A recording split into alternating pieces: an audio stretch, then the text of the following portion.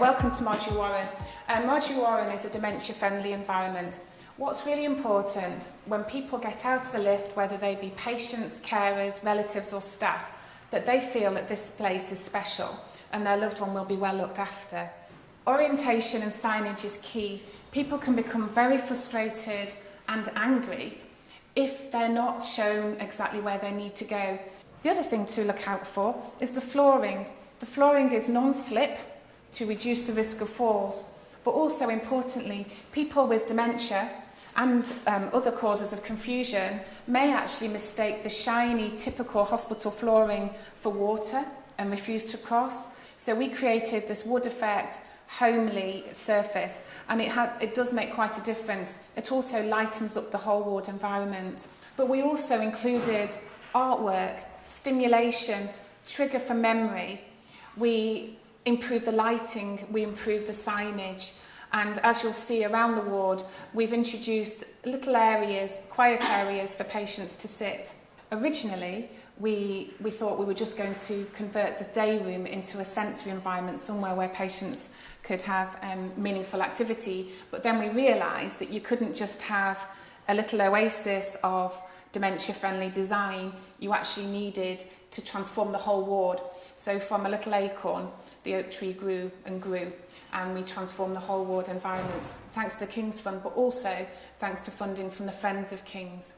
This is the nurses' station, and before the transformation, this area was very clinical, it was very cluttered, and it wasn't particularly patient-friendly. What we've done, though, is made the nurses' station a working environment, but much more patient-friendly.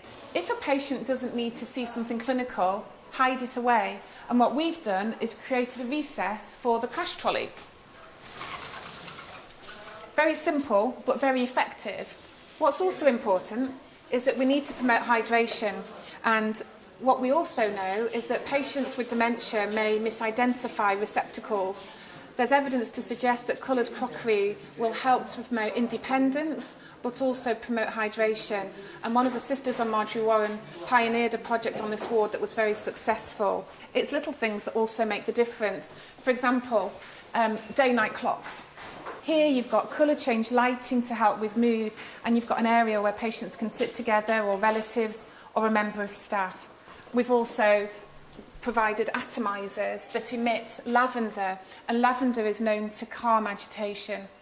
What we've also done with the atomizers is use different essential oils for orientation. So at Christmas, for example, we might use mulled spices to trigger memory for patients, and again, give them a sense of being at home rather than in a clinical environment.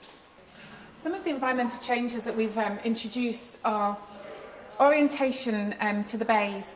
So what we've got is a feature wall and a very clearly defined space for patients, with the number of their bed clearly identified above their heads, and some artwork. Often people with dementia have problems with spatial awareness, and they can't always identify what space they're in.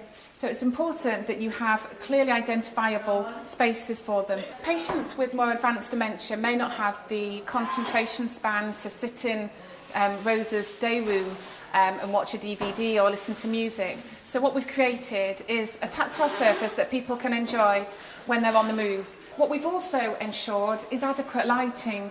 It's not rocket science, but actually making sure that a space is adequately lit is really important. And also, again, that signage is appropriate, not just for people with dementia, but also patients with visual impairment. So that you have to bear that in mind if you're considering any adaptations in your own ward environment. It's very important to have a flexible space. On Marjorie Warren, it's called Rosa's room. If a patient is highly agitated and confused, it's really important that there's somewhere that they can go where perhaps they can listen to light music. We can alter the lighting to create a mood effect. We can perhaps put the atomizer on that's emitting lavender. So somewhere where it's a low stimulus environment. Conversely, it's also important that we've got a space where patients get adequate stimulation.